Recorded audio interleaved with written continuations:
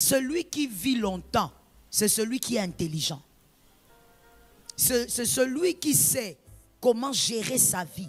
Tu écris à côté de ce verset, l'intelligence de gérer sa vie. L'intelligence de gérer sa vie. 4e verset. 1 Corinthiens 5, 11. 1 Corinthiens 5, 11. Maintenant, ce que je vous ai écrit, c'est de ne pas avoir des relations avec quelqu'un qui, se nommant frère, est impudique. Je reprends l'écriture. Maintenant, à partir d'aujourd'hui, ce que je vous ai écrit, c'est de ne pas avoir des relations avec quelqu'un qui, se nommant, parle bien frère, qui se nommant, c'est-à-dire il est enfant de Dieu, il dit être enfant de Dieu, il est à l'église, voilà pourquoi vous l'appelez frère, c'est votre frère, et impudique, ou cupide, ou idolâtre, ou outrageux, ou ivrogne, ou ravisseur, de ne pas même manger. C'est l'écriture. Je posais la question, est-ce que c'est l'écriture? Parce qu'en ce temps de la fin, les hommes, même quand ils voient la vérité, ils la refusent. Voilà pourquoi je vérifie. Est-ce que c'est l'écriture? Je n'explique pas, c'est trop clair. 5e écriture. Proverbe 14, 7. Proverbe 14, 7. Mon frère, réussir dans la vie a un prix. Même quand je dis réussir, moi je ne vois pas des maisons et des matériels au fait. Quand je dis réussir, je me dis atteindre sa destinée. Même réussir à bien éduquer ses enfants, il y a un prix. Si tu ne sais pas payer le prix, tu seras un homme quelconque. Et tu feras des enfants quelconques. Proverbe 14, 7. Éloigne-toi de l'insensé. Ce n'est pas sur ses lèvres que tu aperçois la science. Il y a des gens qui aiment rester avec les insensés. Des personnes non-sens. Des personnes qui ne prennent même pas à la juste valeur leur propre vie. Celui qui ne respecte pas sa vie blaguera avec la tienne. Écris ça à côté de ce verset. Celui qui ne respecte pas sa vie blaguera avec la tienne. 6e verset. Psaume 27, 4 à 5. Psaume 26, excusez-moi. Psaume 26, 4 à 5. Psaume 26, 4 à 5. Je ne m'assieds pas avec les hommes faux. Je ne vais pas avec les gens dissimulés. Je hais l'assemblée de ceux qui font le mal. Je ne m'assieds pas avec les méchants. C'est clair. Ce n'est pas discutable. Je ne me mets pas avec les hommes faux. Dans cette écriture, il y a quelque chose qu'on doit voir aussi que l'écrivain a bien caché. Il faut avoir la capacité de les voir, les hommes faux. Comment tu ne vas pas te mettre avec quelqu'un si tu ne sais pas qu'il est comme ça? Quelqu'un m'a dit le discernement. 2025, Dieu te donne le discernement. Sois profond par la grâce de Dieu dans le discernement. Tu dois être capable de voir que cette personne est fausse. Et quand tu vois que la personne est fausse, ne négocie pas avec ça. Mon Dieu. Lorsqu'on est mature dans les choses du Seigneur et mature même face à la conscience de sa destinée, on ne négocie plus face à certaines choses. Non, on n'a pas le temps. Quand on a 12 ans, on attend le prince charmant sur un cheval. Mais quand on a 30 ans, on sait qu'il ne viendra pas. On prend le gars là qui est au coin de la rue. Chaque chose a son temps. J'aimerais même le dire, chaque réflexion a son âge. L'apôtre Paul a dit, quand j'étais un enfant, je prenais le lait. Mais j'ai grandi, je ne peux pas prendre le lait. Et il parlait de l'écriture. Les choses simples là, les petites choses là, c'est qu'on enseigne à l'écodyme là, c'est pour l'écodyme. Mais toi aujourd'hui, tu dois être capable de voir quand une personne est fausse. Et ne justifie pas le fait qu'une personne soit fausse. Il y a quelqu'un qui va dire, mais si elle change, laisse-la changer loin. Quand elle va changer, tu vas la récupérer. Ne sais-tu pas qu'il y a des gens qu'on connaît, mais avec qui on sera seulement en 2027? Mais tu connais la personne. Mais tu vas la fréquenter qu'en 2027. Pourquoi? Elle doit grandir. Si tu ne sais pas comprendre ça, tu vas même qualifier de traîtres les personnes qui ne sont pas des traîtres. Pourquoi? Parce qu'il y a des gens qui trahissent parce qu'elles sont immatures. Pas parce qu'elles sont mauvaises. Alors une personne immature, il faut la laisser grandir. C'est tout. Lorsqu'elle grandira, tu la retrouves en 2028, c'est une bonne personne. J'explique ça autrement. Lorsque tu vois un manguier, tu vois des petites mangues en train de pousser. Toi, tu vas cueillir la petite mangue verte. Tu manges, c'est comment? C'est amer. Mais est-ce que la mangue là est amère? En réalité, elle n'est pas amère. C'est toi qui l'as cueillie au mauvais moment. Laisse-la grandir. Alors, je répète encore pour un homme intelligent. Il y a des gens que tu connais, mais que tu ne dois pas fréquenter maintenant. Tu dois laisser la personne grandir, tu la retrouveras. Sinon, le mal sera à ta porte. Sois capable de voir les fausses personnes. Quand Dieu te permet de voir les fausses personnes, ne dis pas non, c'est parce qu'il était fatigué. S'il est faux, il est faux. On ne s'assied pas avec des personnes comme ça. Et l'Écriture va même dire, la communication, donnez-moi le verset convenablement. L'Écriture va même dire, je hais l'assemblée de ceux qui font le mal. Écrit à côté de ce verset, celui qui fait le mal est l'acolyte du diable. Celui qui fait le mal est l'acolyte du diable.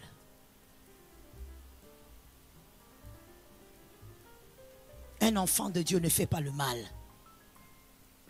Si tu le fais de manière inconsciente, automatiquement, quand tu en es conscient, tu demandes pardon. Voilà pourquoi je t'ai toujours dit, fonctionne selon les Écritures. Ne sois pas celui qui a lésé une personne et puis tu dis, j'attends que sa colère baisse. On n'attend pas que la colère baisse. Quand tu as lésé quelqu'un, va demander pardon. À la minute, tu demandes pardon. Si tu ne peux pas l'avoir, prends ton téléphone qui est devenu comme ta deuxième femme ou ton deuxième mari, demande pardon. Non, j'attends un peu. Tu attends quoi? C'est pas ce que la Bible dit. 6e verset. Psaume 26, 4 à 5. C'est pas le 6e? 7e. Merci d'être avec moi. 7e verset. Proverbe 22, 24 à 25. Proverbe 22, 24 à 25. Proverbe 22, 24 à 25. Ne fréquente pas l'homme colère. Ne va pas avec l'homme violent. De peur que tu ne t'habitues à ses sentiers. Wonderful reading. Merveilleuse écriture. Parce que la majorité d'entre nous, nous sommes dans ça. Aujourd'hui, quelqu'un doit sortir de ce couloir diabolique. Et qu'il ne devienne un piège pour... C'est-à-dire que tu vas souffrir du syndrome de Stockholm. C'est-à-dire tu vas commencer à aimer ton bourreau. Tu vas commencer à chérir ton bourreau. L'Écriture est en train de dire, fais attention avec 2 catégories de personnes. Le premier, c'est qui? L'homme colère. Deuxième, c'est qui? Violent. On dit ne reste pas avec eux. Pourquoi? On n'a pas dit qu'ils vont aller en enfer. On a dit, si tu restes avec eux, tu vas t'habituer à ce mal-là. Tu vas trouver ça normal. Est-ce que je peux parler? Est-ce que je peux parler? Aujourd'hui, il y a des garçons dans cette salle, des hommes même, je dirais, dans cette salle, qui considèrent normal de donner des gifles à leurs femmes. Pourquoi? Parce qu'ils ont considéré normal la violence de leur père. Quand tu lui dis, comment tu peux gifler ta femme? Il dit, oh, j'ai juste giflé. Mon père d'ailleurs, il donnait des coups. Tu t'es habitué au mal. Mais pourquoi tu es si arrogante, madame? Pourquoi quand tu parles à ton mari, tu lances des paroles comme ça? Oh, mais moi, je n'ai rien dit. Si vous écoutiez comment ma mère parlait, elle s'est habituée au mal. On ne tolère pas le mal. Je répète, on ne tolère pas le mal. Regarde-moi, quelqu'un dit lui, même si tu es imparfait, ne tolère pas le mal. Oui. Le mal doit rester mal. Et tu dois avoir en horreur le mal. Que Jésus nous délivre. Écrit à côté de ce verset, je ne m'habitue pas au mal. Que ce soit une déclaration prophétique. 8. Proverbe 4, 14 à 15. Proverbe 4, 14 à 15. Proverbe 4, 14 à 15.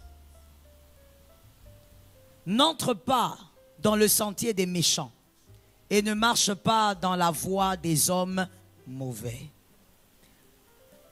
Celui qui parle en mal de ton frère est un mauvais. Peut-être qu'il faut t'expliquer c'est qui le mauvais. Et toi-même, si tu as ce cœur, guéris in the name of Jesus. C'est pourquoi l'onction est là. Mais je n'ai pas entendu les amens, je vais les entendre. Quand je demande les amens, derrière moi aussi que j'entende les amens. Celui qui critique ton frère avec toi est un mauvais. Celui qui vient te raconter les choses qu'un autre frère fait, tu as vu, il a fait. Pourquoi tu racontes? Va lui dire. Tu as peur de lui? La Bible dit, la Bible nous dit, quand tu as un problème avec ton frère, va le voir. En d'autres termes, la Bible est en train de nous dire, chrétiens, enfants de Dieu, soyez courageux. Ne soyez pas hypocrites. Tu as un problème avec lui, va le voir. Pourquoi tu appelles André, Jacques, Marc pour raconter l'histoire? Non, on était ici, mais je me suis senti humilié. Tu t'es senti humilié, va lui dire que tu t'es senti humilié. Allez régler ça comme des frères. J'ai beaucoup aimé quelque chose que mon fils héritier avait dit hier à la montagne de prière avec les ouvriers. Il a dit, mais lorsque vous êtes dans vos familles et que votre père vous fait quelque chose, il a un comportement qui vous déplaît, vous ne quittez pas la famille. Vous ne la quittez pas. Peut-être même que tu ne vas même pas bouder tellement que tu respectes papa. Pour nous qui avons grandi dans l'éducation militaire, tu n'as même pas le droit de bouder. Tellement que tu respectes papa. Mais pourquoi dans l'église, on dit c'est la famille éternelle, c'est la famille qui va demeurer, la biologie qui va s'arrêter ici. La famille éternelle. Pourquoi quand tu as des problèmes avec ton frère, tu appelles un autre? Est-ce que quand tu as des problèmes avec ton frère biologique, tu vas appeler les gens ailleurs? Si tu le fais, je dis, c'est pas normal. Votre famille a une maladie. Je répète. Si toi, tu as des problèmes avec ton grand frère et que tu dois appeler ta cousine qui est à Lubumbashi, votre famille est malade. Je répète encore. Parce que j'ai senti que c'est toi. Si tu as des problèmes avec ta petite soeur, tu dois appeler votre grande soeur qui vit à Kimwenza. Votre famille souffre d'une grande maladie. Je vais même te choquer pour te dire, les prédécesseurs ont raté quelque chose. Il y a un fondement qui a raté. Quand tu as un problème avec ton petit frère, avec ton grand frère, avec ton jumeau, tu lui parles à lui. Tu n'appelles pas, oh non, je vais appeler cette cousine-là, qu'elle soit l'arbitre. Vous avez besoin d'arbitre dans votre famille. Qui est Messie? Ça, c'est une famille malade. Ainsi, quand on parle de famille glorieuse, tu dois venir apprendre que l'Éternel te délivre. Une famille qui a un bon fondement éducationnel, tu as un problème avec ton grand frère, vous vous chamaillez sa barde, ce n'est pas un problème. Même l'Écriture, l'apôtre Paul dit, ce n'est pas un problème. Les frères peuvent se chamailler. Mais après ça, on se met, on dit, c'est quoi? On n'appelle pas quelqu'un? Alors pourquoi dans l'église, quand tu as un problème avec quelqu'un, tu dois aller appeler quelqu'un d'autre?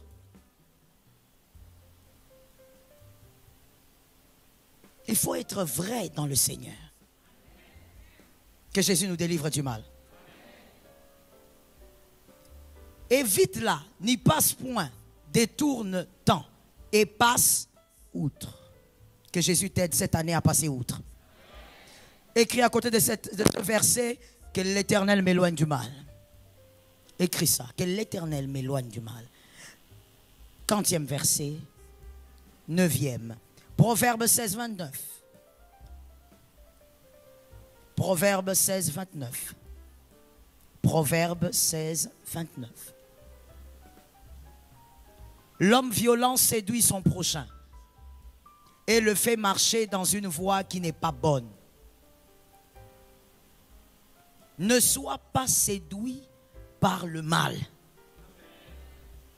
Vous écouterez, souvent c'est au milieu des hommes adultes, adultes je dis en âge. Souvent c'est au milieu des hommes que ça se passe. Et je pense même que ça doit être un homme qui a écrit ça. Parce que les hommes, quand ils sont entre eux, écoutez ce qu'ils ont l'habitude de dire. Ah non, Jacques c'est un homme d'esprit. En tout cas lui, quand il dit quelque chose, toi ça qu'en a raté. Ça veut dire quoi? Ah non, en tout cas, tu as vu Philippe. Philippe ne blague pas avec sa femme. Lui, quand il vient, il la tape. Au fait, la violence, qu'elle soit physique ou verbale, elle est acclamée au milieu de certains hommes. Pourquoi? Écoutez bien la suite. C'est ce qui est important. Parce que selon eux, ça donne des résultats. Mon frère, tout résultat n'est pas vie. Il y a des résultats que tu peux appeler résultats qui vont amener la mort. Tu acclames ça aujourd'hui, mais ça amènera la mort dans 2-3 ans. Tout résultat n'est pas vie. Ce n'est pas parce que tu as vu ton ami faire quelque chose dans son foyer, tout le monde tremble là-bas, tu dis oui, oui, oui. C'est ça le comportement à avoir. Est-ce que tu crois qu'il y a la vie là-dedans? Est-ce que ne sais-tu pas, je parle aux hommes, ne sais-tu pas, monsieur, que lorsque tu brimes une femme, ne sais-tu pas que tu es en train de créer un monstre? Et malheureusement pour toi, tu vas vivre avec ce monstre-là. Au lieu même de divorcer, tu vas vivre avec. Sais-tu ce qu'une femme peut devenir? Non, tu ne sais pas. Tu vois la femme qui est à côté de toi là? Tu ne la connais pas. Est-ce que tu sais jusqu'où une femme peut aller? Tu ne peux pas imaginer au fait. Tu vois, même si tu te mets, tu ne vas pas comprendre. Je parle aux hommes. Même si tu te mets, tu prends des tridocs en, je ne sais pas, en chimie, tu les mets là. Ils vont te regarder, vont dire, petit, il n'y a pas de solution. La femme peut se monstrifier à un niveau incroyable. Voilà pourquoi Dieu s'est organisé pour dire à Ève, ta postérité écrasera la tête du serpent.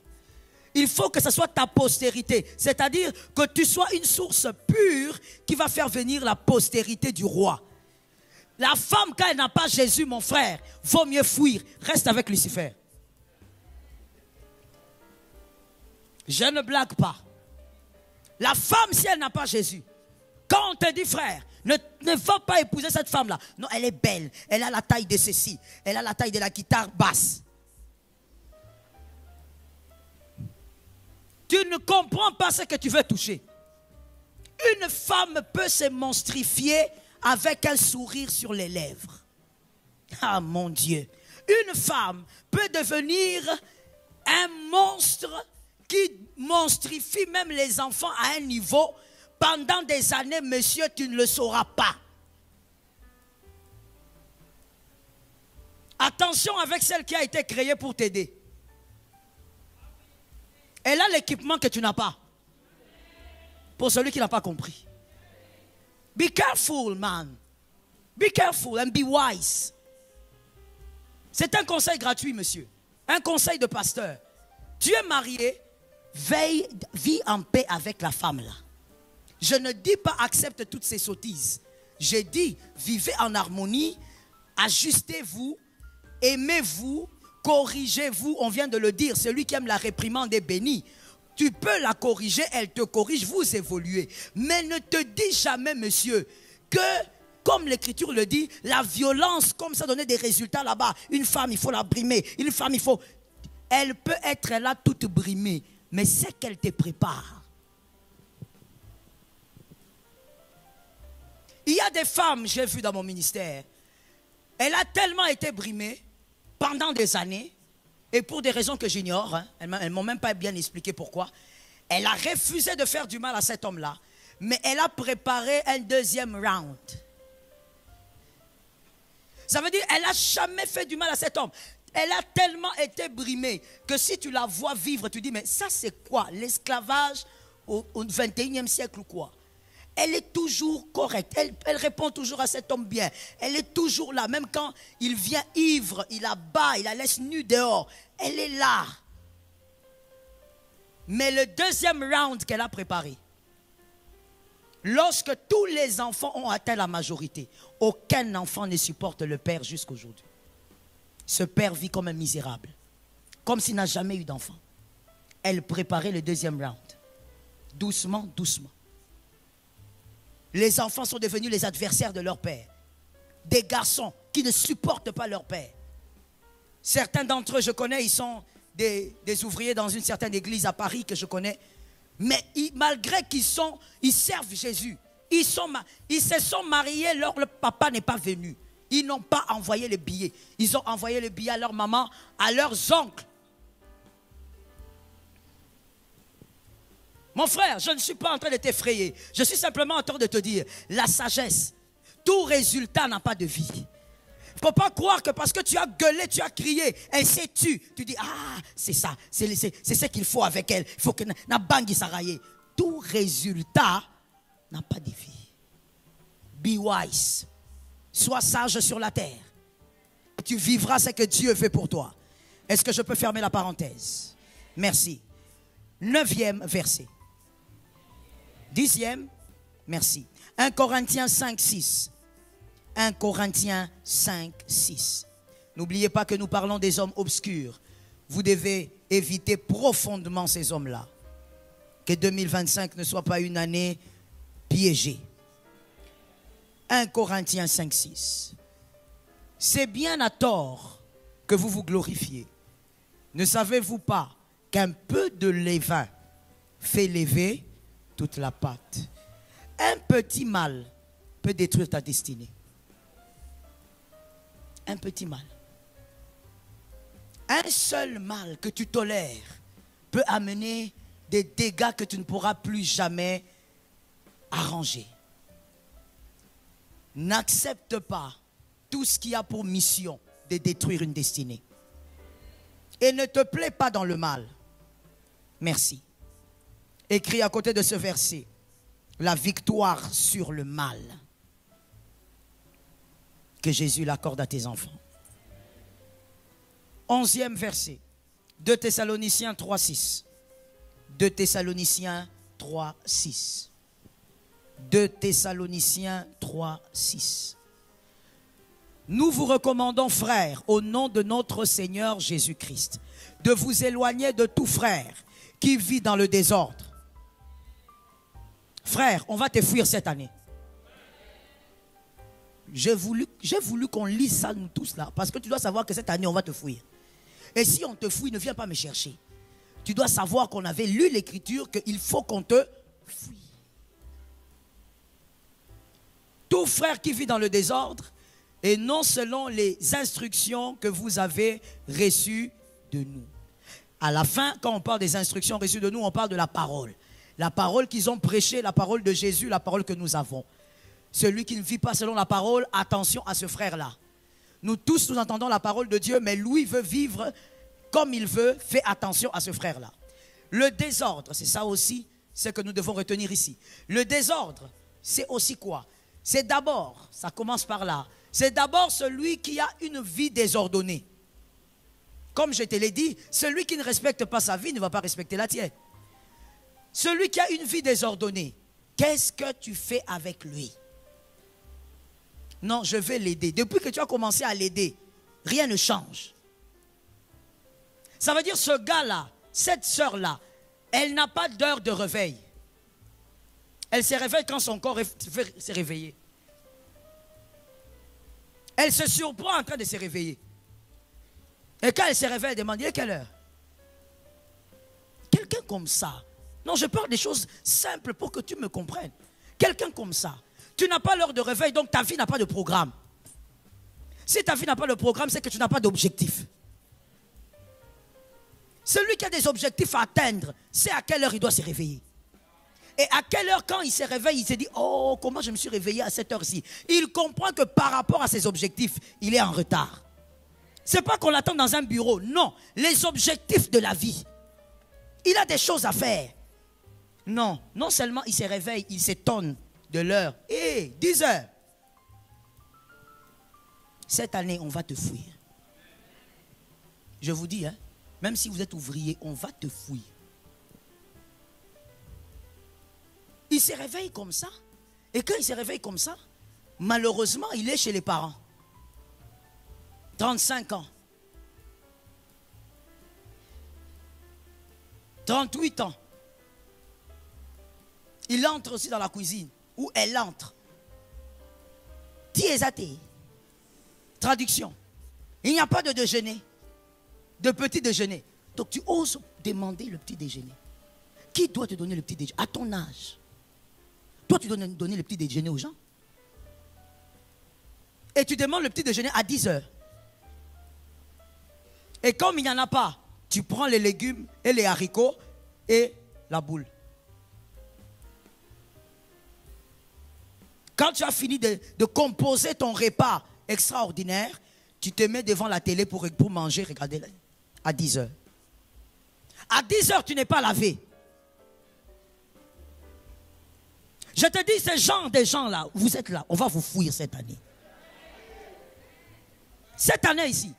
Et tu viens me dire, non pasteur, j'ai remarqué qu'on est froid avec moi à l'église. Je vais te dire, on sera encore glacé. Parce qu'on a déjà dit qu'on va te fouiller. L'écriture, c'est pas moi, l'écriture a dit, on doit nous éloigner. On doit s'éloigner de toi. À 10 heures, tu n'es pas lavé comment? Tu fais quoi? Il n'est pas lavé. Il monte, il descend. Tu passes ici. Je ne comprends pas pourquoi vous riez, mais bon. Tu passes ici comme moi là. Je passe souvent sur Ngouma ici le matin. Je passe là. Tu le vois là dehors, là-bas, en train de regarder le nuage, en train de regarder les gens, avec une culotte comme la culotte avec laquelle on jouait à l'époque. Maradona jouait avec. Petite culotte comme ça, rouge, avec des bandes ici blanches. Culotte de Maradona. Je comprends que vous ne riez pas, ce n'est pas votre génération. Tu le vois là, à 10 heures, il n'est pas lavé, rien du tout. Un homme de plus de 22 ans, déjà un homme de 22 ans, c'est beaucoup. Sous d'autres cieux, il a beaucoup de choses à faire déjà.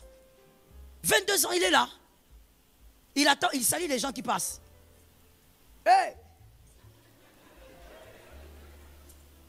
Est-ce que toi, vraiment, à cet âge-là, avec le comportement que tu as, est-ce que tu peux oser dire que tu vas bien? On te demande aussi, bon, Yolobi, tu ne vas pas bien? Tu es un désordre. Je ne dis même pas que tu vis. Tu es un désordre. Un homme comme ça, tu ne vis pas avec. Oh, c'est mon ami. Tu iras nulle part avec. Parce que toi, quand tu vas te réveiller pour bosser, my goodness, je dis toujours à mes fils spirituels, quand il vient, il me dit, maman, je n'ai pas fait ci, ça. Je dis, tu vois, quelle heure il est? Il est 10 heures. À 10 heures, dans le monde, dans ce globe, il y a des gens qui ont signé des grands contrats. À 10 heures. Il y a des vies qui ont changé en bien. À 10 heures. Il y a des jeunes de ton âge qui ont reçu la vitesse aujourd'hui à la même heure. Mais toi, non. Et pire encore quand tu es une femme. On ne sait pas où tu vas. Tu n'es pas lavé. Tu vas où? Avec des cheveux comme ça, comme si tu venais je ne sais d'où. Tu vas où? Tu ne te gênes même pas que tu n'es pas lavé. Ni brosser les dents, ni laver. Désordre. Et tu es là en train de monter, descendre. Tu vois quelqu'un, tu t'approches aussi pour le saluer. Tu ne t'es pas brossé les dents. Tu as une vie désordonnée. Tu attends 17 heures pour prendre ton bain. Que l'Éternel nous délivre du mal. C'est la femme là que toi tu vas épouser. Et que tu viens me dire, maman, j'ai trouvé. Il faut savoir si tu as trouvé Ève ou tu as trouvé quelque chose d'autre. Comment une femme comme ça, même si tu l'épouses, elle va t'aider à faire quoi? Elle a le désordre dans sa tête. L'ordre commence ici. Et même la propreté, ça commence dans la tête. Quand quelqu'un dans la tête, il est sale, même s'il a le balai, il est sale. Parce que là où il balaye, là, c'est seulement là où il viendra lui-même salir. Celui qui n'a pas la propreté dans la tête ou l'ordre dans la tête pense que la propreté dépend du temps. C'est-à-dire, on se réveille le matin, on arrange la maison. Et donc à partir de 12 heures, tout devient dessous. J'avais déjà arrangé la maison le matin. Je posais la question une fois à une soeur. Est-ce que tu as torchonné cet endroit? Maman, j'avais torchonné ça hier. Tu ne sais pas qu'on torchonne tous les jours. Elle est là. Regarde comment elle me regarde. Elle ne sait pas qu'on torchonne la maison, la salle de bain tous les jours. Non, j'avais déjà torchonné hier. Quelqu'un de désordonné, qu'est-ce qu'il va produire d'ordonné? Vous voyez pourquoi nous les pasteurs, nous souffrons beaucoup dans les églises. Parce que les enfants ont grandi. Il y a des gens qui ont grandi. Il est désordonné. Pire encore, certains garçons, pour nous les Africains. Non, c'est un garçon, il faut les laisser. Ce sont les filles qui doivent travailler. On nous envoie des cas. Des garçons à qui tu vas dire, écoute, arrange, classe un peu ces enveloppes. Même classer les enveloppes, il n'arrive pas. Pourquoi? Le désordre est là-dedans. On ne l'a pas éduqué dans l'ordre parce qu'il est garçon.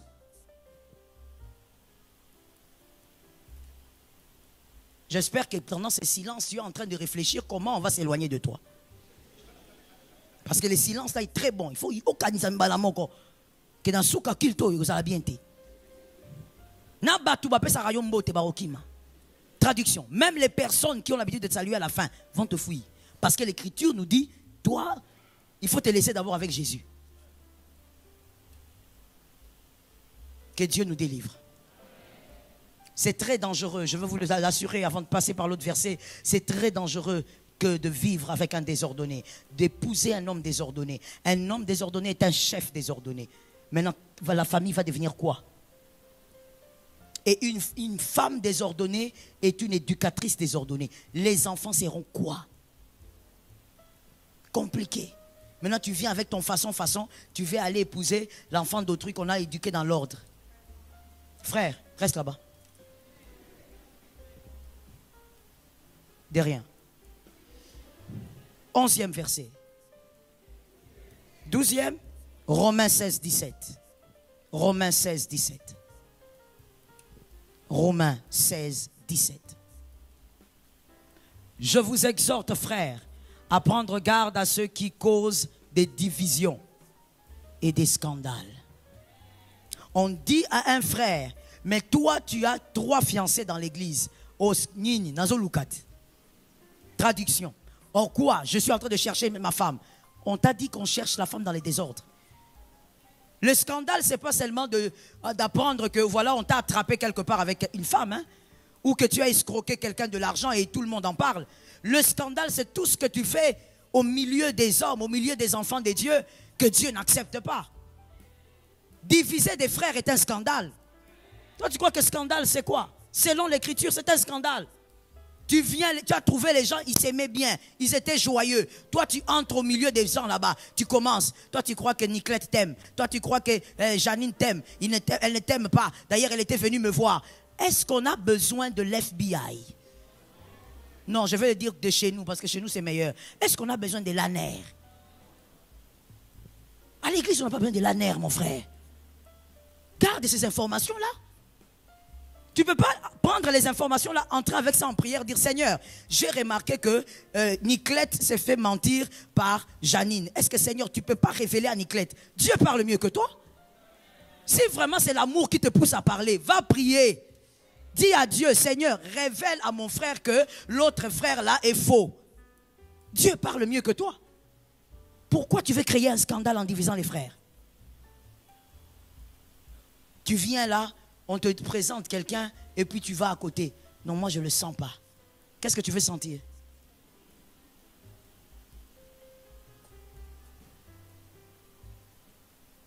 Attention, c'est à ceux qui divisent et qui créent des scandales. Au préjudice de l'enseignement que vous avez reçu. Éloignez-vous. Est-ce que ce n'est pas l'écriture ça? Éloignez-vous d'eux. Il y a un temps où on laisse à une personne le temps de se rattraper. Et il y a aussi un temps où on s'éloigne. Parce que chaque saison n'apporte pas les mêmes choses. Il y a des saisons où vous devez avoir la matrice des choses glorieuses. Quelqu'un a entendu? Il y a des saisons, et je crois que 2025 fait partie de ces saisons, où c'est une saison qui doit produire des matrices. grâce à ce que tu auras ici, 2026 sera autrement. Et on ne joue pas avec la saison qui a la matrice. Oh non, Natal, non, tu sais, je l'observe d'abord. Ce n'est pas le moment de l'observation. C'était 2024 là. On a pris 12 mois pour t'observer. Cette année, éloignement. Ah, je dis encore moi-même amen à ça. Comme c'est la parole, je dis amen. Cette année, c'est l'année de la matrice. Quand on va profondément avec Dieu, c'est pour avoir des résultats. Et comme on aura la matrice de tout le reste, on ne blague pas avec cette année. La seule personne que tu trouves, si tu trouves un peu étrange, que tu es obligé de rester avec, c'est ton mari, ta femme. Là-bas, même si tu le trouves lion, reste là. Oh non, je n'avais pas bien vu. C'est comme s'il est... Frère, reste là. Sœur, reste là. Vous êtes liés par le lien du mariage. Mais le reste, frère, si je te trouve façon, éloignement. 2025, c'est l'année de la matrice. Il y a des choses que tu dois avoir cette année pour que 2026 soit une année de paix. Non, je vais mieux le dire. Pour que 2026 soit une année de continuité. Tu reçois cette année et l'année prochaine, les choses continuent. J'ai envie de dire, j'entends l'Esprit me le dire. Je le dis, Saint-Esprit. Écoute ce qu'il veut que je te dise. Dans toutes les saisons, Dieu ne donne pas... Non, on va le dire autrement. Toute chose ne se recommence pas. Ou ne se commence pas. Je commence par là. Toute chose dans la vie d'un enfant de Dieu ne se commence pas. Il y a des choses que tu ne dois pas commencer, tu dois continuer. Quelqu'un d'autre avait déjà commencé.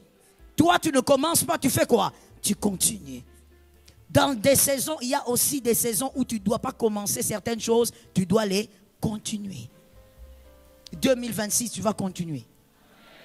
2025, c'est la matrice. Au nom de Jésus, que tu ne puisses pas perdre le temps avec les hommes obscurs. Est-ce qu'on se capte? Donne-moi quelques minutes, je te donne 3 hommes obscurs et j'ai fini. 3 types d'hommes obscurs, selon tous les 12 versets qu'on a donnés. Je veux aller. On peut y aller? Premièrement, les Tobija. Les Tobija. Les Tobija, selon Néhémie 4.3. Les Tobija sont des hommes à éviter cette année. In the name of Jesus. Ça veut dire que ce sont des hommes qu'on va garder au chaud dans l'intercession, dans la présence de Dieu, mais physiquement, éloignement. On va les mettre beaucoup dans la présence de Dieu. On va prier beaucoup pour eux, mais physiquement, éloignement.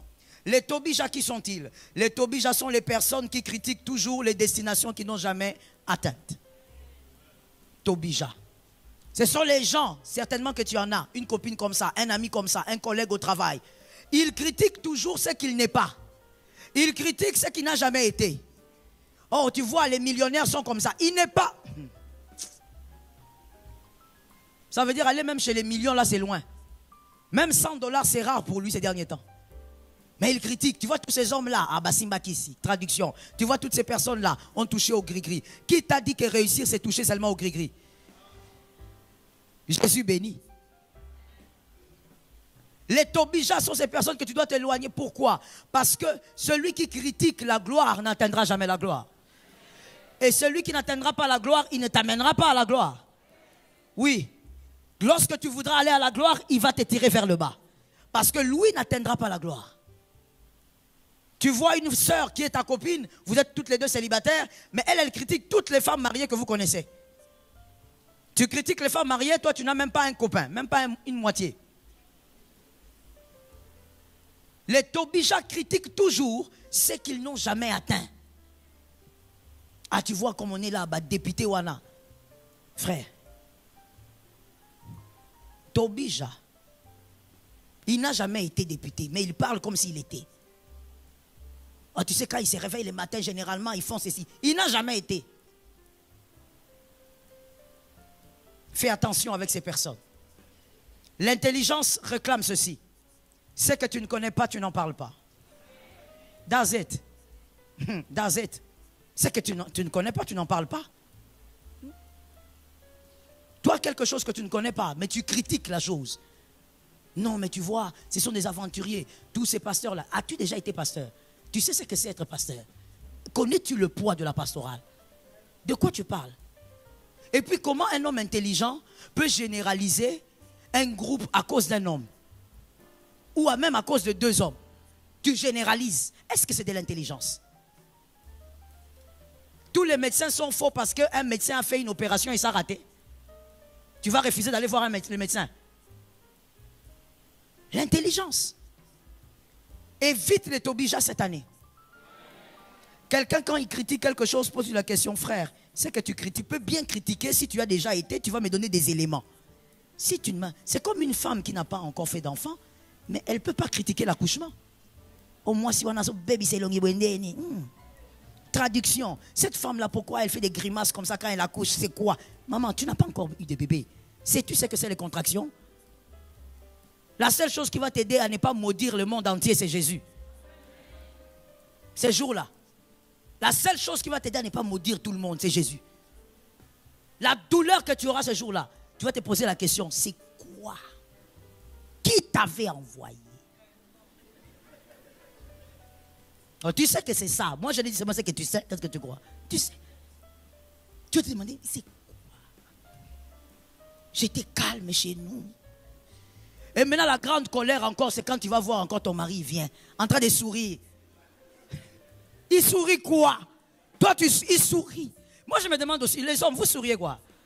Elle souffre, vous souriez. Vous souriez quoi? Oh, ce n'est pas pour... Mon premier bébé, mon mari vient là au couloir. Au lieu de me laisser calme, ça va aller bébé. Ça va aller? Est-ce que tu sais de quoi tu parles pour me dire que ça va aller? Hein?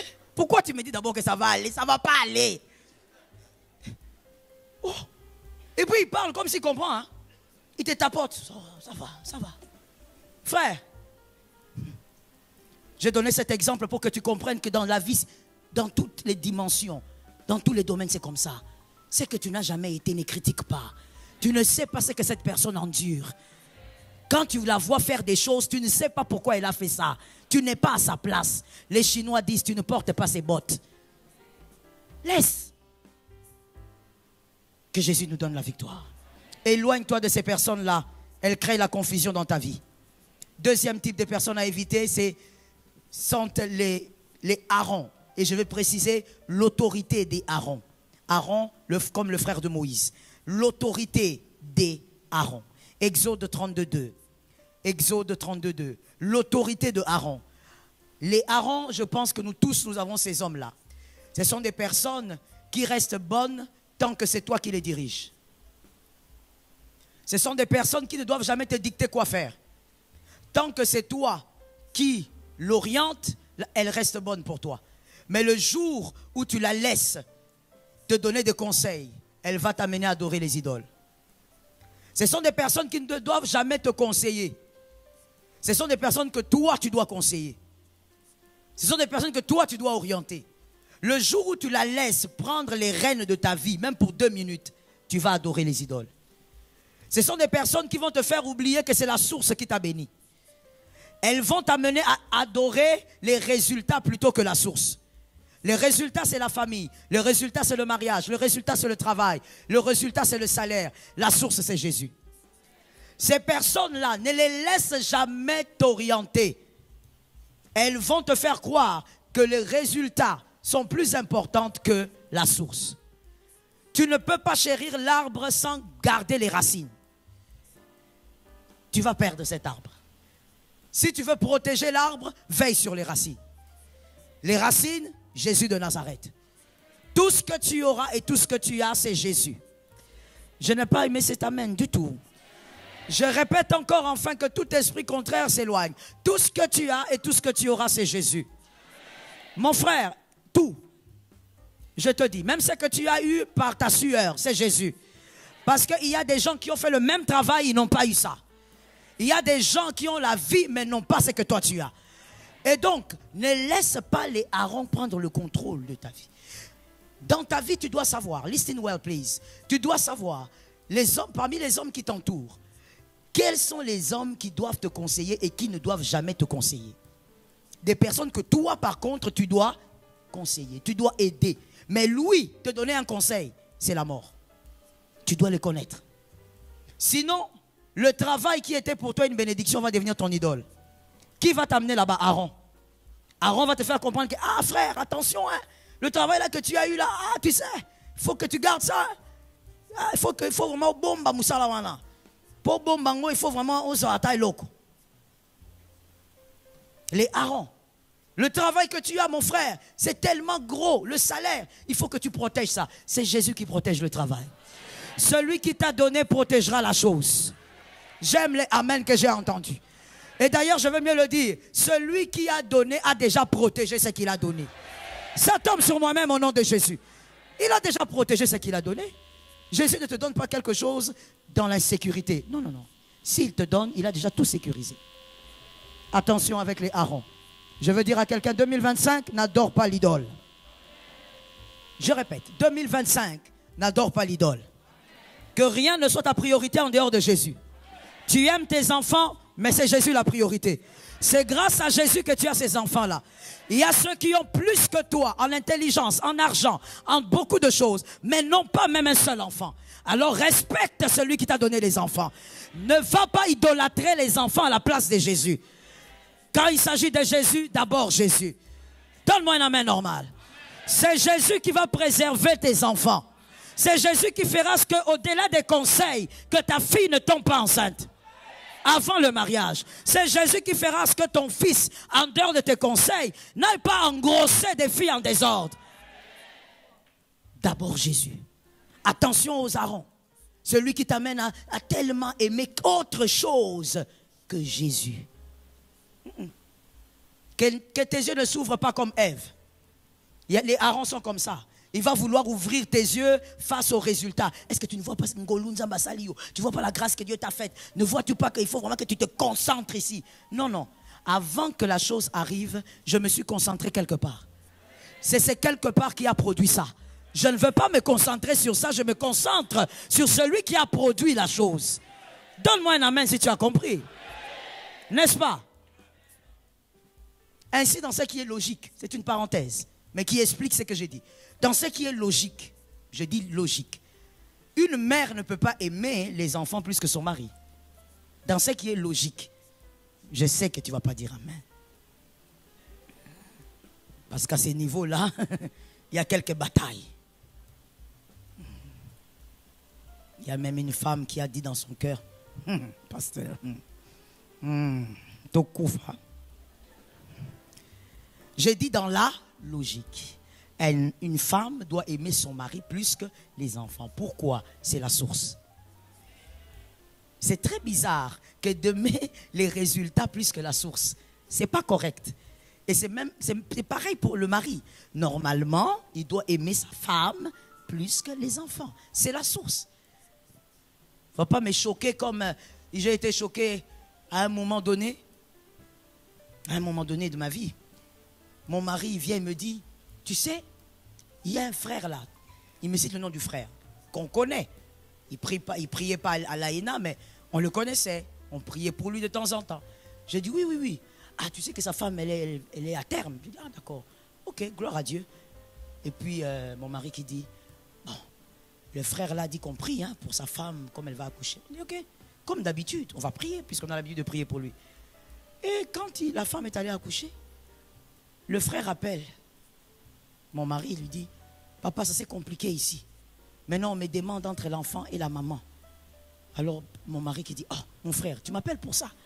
Mais le choix est clair, non? Tu leur as dit quoi? Ah, papa, je leur ai dit l'enfant. Ma soeur, moi j'ai dit ça 2 fois. Mon mari a dit, hein? Tu as dit quoi? Tu as choisi qui? Ah, papa, moi, Namoukié. Traduction. Le petit enfant doux, gentil. Oh. Mon mari était estomaqué. Il vient me voir, il me dit, les frères là, il y a des complications. J'ai dit, ah bon? Prions. Il me dit, non, écoute. Pas la prière. Pas la prière. Il faut répondre là-bas. Je dis, répondre quoi? On a demandé la femme et l'enfant. Lui, il a dit l'enfant. J'ai dit, hein? J'ai dit, mais c'est ton sorcier. Après ça, je ne sais pas, je ne sais pas. J'ai dit à mon mari, tu l'appelles, tu lui dis, il ne peut pas faire ça. On l'appelle, on lui dit, frère, oh, c'est ta femme qui est là-bas. L'enfant, Dieu peut vous faire grâce, vous aurez un autre enfant. Et lui qui est là. D'accord, papa. Tu sais, moi j'ai dit à mon mari, sincèrement, j'ai dit à mon mari, après cette histoire, il faut les shooter. Ça, c'est pas un fils normal. Comment il peut préférer l'enfant qu'il n'a pas vu? Une femme que tu as épousée, que tu as draguée, que tu as aimée. Tu veux qu'elle reste là-bas, qu'on t'amène un bébé. Mais je vois des hommes qui me regardent aussi bizarrement dans cette salle. C'est comme si ces hommes sont en train de dire, maman, maintenant tu veux quoi? Oh. La source ne peut pas être plus importante que le résultat. Plutôt, le résultat. Le résultat ne peut pas être plus important que la source. Oh. J'ai dit ce qui est logique. Maintenant, tu vois, quand ici, tu as vu que quand on a parlé de cet homme ou d'une autre histoire, tu as vu un peu comment les gens ont bourdonné. Surtout vous les célibataires, vous avez vu ça? Vous savez pourquoi les mariés ont bourdonné? Parce qu'il y a d'autres réalités qui sont dues aux blessures. Quand on a été trop blessé par son mari, on s'est rabat sur les enfants. C'est ça qui est triste. C'est pourquoi j'ai dit logiquement. Quand on a été trop blessé aussi par sa femme, par les problèmes qu'on n'a pas réglés, parce qu'on pense que quand on a des problèmes, il faut les mettre dans les tiroirs, ça crée des blessures auprès de l'homme, et puis l'homme commence à aimer autre chose que la propre femme. Mais en réalité, tu ne peux pas aimer la mangue plus que le noyau. Non. Si tu manges la mangue, tu finis. Si vraiment tu aimes la mangue, tu vas prendre le noyau, tu vas le chérir. Parce que tu vas vouloir le mettre à terre. C'est ce qui est logique. Alors je prie pour les célibataires, que Dieu vous aide à ne pas être blessé au point de changer l'échelle d'amour.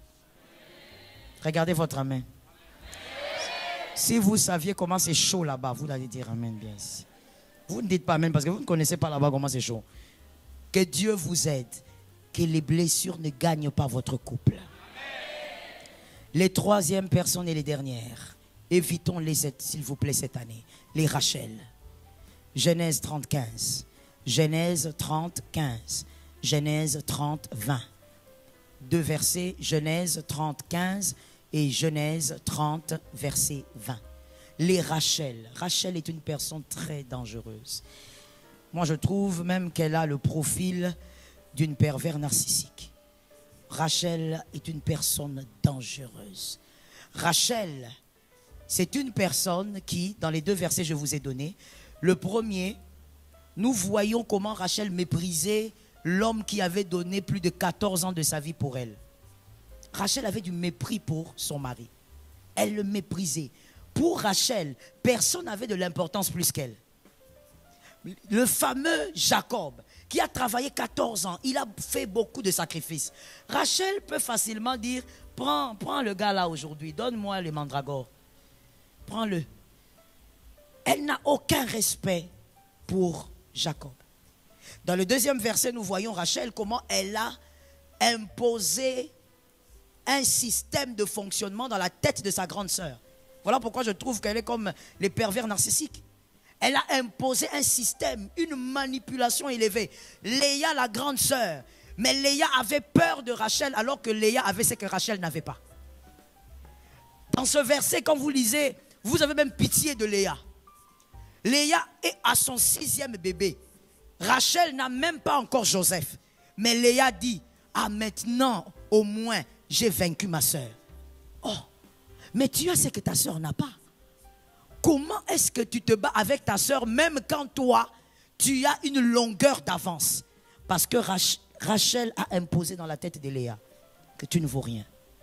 C'est moi Rachel, c'est moi la femme, c'est moi la belle, c'est moi qu'on a aimé. Rachel a du mépris et pour le mari et pour la grande sœur. Et elle a imposé cette manipulation profondément. Je dis à une personne, 2025, ne sois pas avec les Rachel. Les personnes qui ne croient pas en toi, on les met à côté. Tout simplement. Une personne qui ne croit pas en toi, tout ce qu'il y a de bon, elle ne voit pas cela en toi. Qu'est-ce que tu fais avec elle? Même Dieu qui t'a créé, qui connaît tous tes défauts, croit en toi. Dieu vient auprès de quelqu'un et c'est aussi actualisé pour toi aujourd'hui. Il dit à cette personne, vaillant héros. Mais vaillant héros là, est-ce qu'il n'a pas le péché? Non, je ne l'ai pas entendu. Est-ce que je suis dans l'assemblée de ma campagne? Est-ce que le vaillant héros là ne péchait pas? Est-ce que le vaillant héros là n'était pas imparfait? Mais Dieu lui dit, hé, vaillant héros, tu vaincras Madian comme un seul homme. Quelqu'un qui se sent tout petit, tu lui dis qu'il va vaincre comme un seul homme. Il dit, toi, tu es fort. Même Dieu qui connaît les défauts les plus cachés de ta vie, il croit en toi. Si Rachel vient à côté, éloigne-toi de Rachel. Celui qui ne croit pas en toi, qu'il soit d'abord dans son couloir. Est-ce que quelqu'un m'entend bien? Celui qui ne croit pas en toi va te détruire au niveau de l'esprit. Regarde comment Rachel, Léa, une dame déjà qui est, je ne sais pas quel âge elle avait, mais elle ne croyait pas en elle. Malgré que sa sœur était stérile comme tout. Mais Léa est toujours en train de se battre avec sa sœur. Un mal, on l'a introduit dans sa tête, on lui a dit, on lui a fait comprendre que tu n'es rien, tu ne deviendras jamais quelqu'un, tu ne deviendras personne.